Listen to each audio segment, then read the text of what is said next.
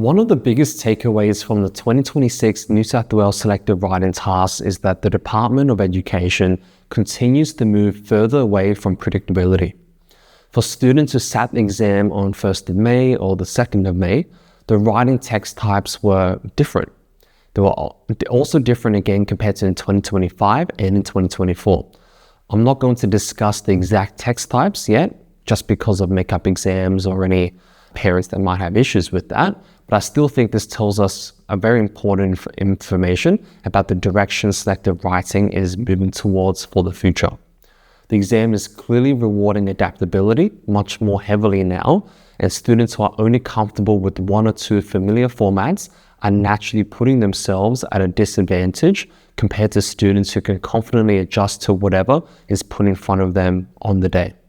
If we look at the publicly available sample materials from the New South Wales Department of Education website, students can already see that the writing section is not limited to just one style.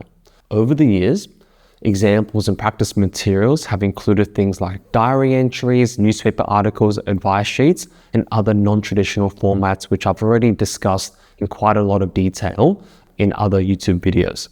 I honestly think one of the biggest misconceptions parents have about selective writing is believing students only need to prepare a handful of common school-based text types and then hope one of those appears in the actual exam. The issue is that selective writing has shown us repeatedly over the years that it can be much more broader than what students expect. Hoping for one text type to appear while praying for another is not really a reliable strategy for a student who is generally aiming for a fully selective high school or a school that is very well ranked. The stronger students are usually the ones who walk into the exams knowing that regardless of what text type or what question appears, they can still adapt their structure, tone, and writing style appropriately to get the most marks. What many students ultimately underestimate is that different text types are not just different formats. They actually require slightly different ways of thinking as well. For example, if a student is writing a newspaper article, it cannot sound overly emotional or casual like in a diary entry. A newspaper article should generally feel more factual, balanced, and informative, and in some ways, objective. It may include a headline, byline, quotations, interviews, reference to events, etc. The tone is usually objective, as mentioned, but on the other hand, a diary entry is much more personal and reflective. It should sound authentic, emotional, and quite internal. If a student writes a diary entry, but it sounds like a formal essay, the response immediately loses authenticity. Similarly, if students are given a speech, they should just not write a persuasive essay and slap "Good morning everyone" at the top. A proper speech involves audience engagement, rhetorical questions, repetition, and direct address throughout the piece. Another example would be something like the advice sheet compared to a narrative. In an advice sheet, students need to sound practical and helpful. Shorter sections, subheadings, direct recommendations, concise explanations usually work much better. But in a narrative, students often need stronger imagery, characterization, emotional progression, maybe lock planning, whatever the case. These are completely different skill sets. The students who score strongly in set A of the marking criteria are usually the ones who generally understand the conventions of the text type rather than forcing memorized writing into the wrong structure or not even having a structure at all when they're writing. Experienced markers can usually tell very easily and quickly when a student has simply prepared a generic, persuasive response as trying to awkwardly reshape it into something it clearly is not. I also think a major lesson from this year is that students need to stop treating writing as the easy section that can be left until the final few weeks before the exam. In reality, writing is often one of the hardest sections to improve quickly because there are so many different writing components working together at once. Vocabulary matters, but so does sentence structure. Creativity matters, but so does clarity. Grammar matters, but also timing. I've seen students with fantastic ideas struggle because they could not organize their response properly under pressure. I've also seen students with very strong vocabulary score lower than expected because they forced and deliberately used difficult words awkwardly or incorrectly. Sometimes students become so focused on sounding smart that the writing stops sounding very natural altogether, and it doesn't directly address the question that they're asking. One thing I've noticed over the years is that weaker writers often rely too heavily on memorization. They memorize one introduction, one persuasive structure, one sophisticated paragraph, or try to force peel into literally everything with the exact same framework without adapting it. The problem is that selective exams are becoming much better at exposing this and differentiating students who memorize and students who don't memorize. If the text type changes or the task becomes less predictable, those students often panic because they're relying on recognition rather than what they can actually adapt on the day. The stronger students still prepare structures and techniques beforehand, but they understand why those techniques work and can therefore adjust naturally depending on the task and the question.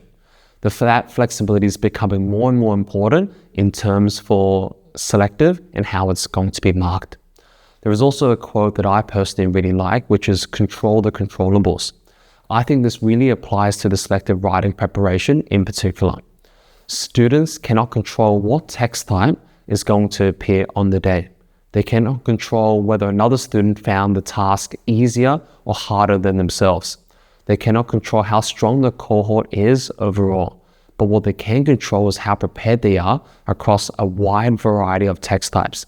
They can control how well they understand the marking criteria and how they can consistently improve the spelling, grammar, and sentence structure over time.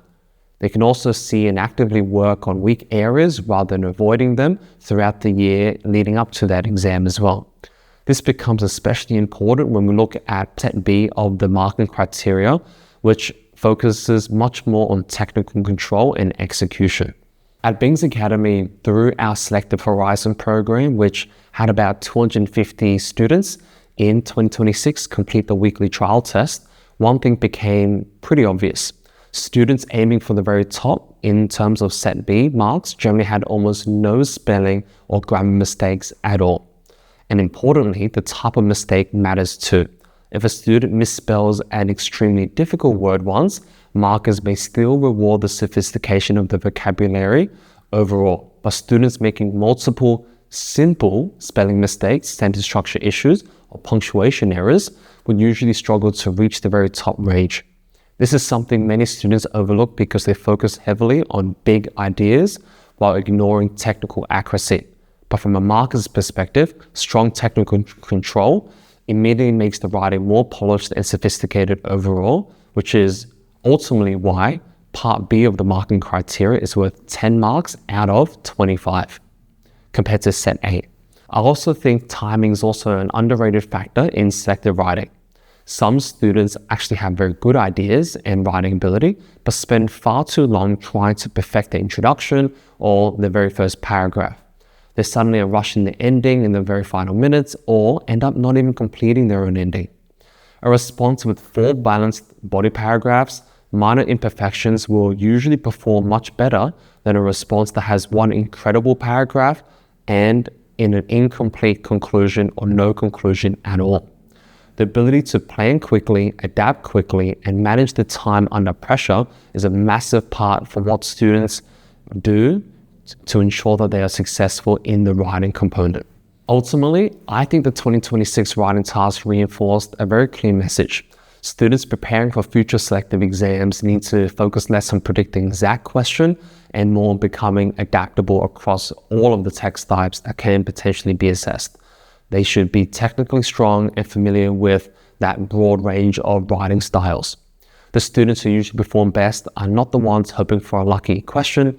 They're the ones prepared enough that the question itself doesn't really matter too much, and they can be flexible on whatever question that they have to tackle on the day.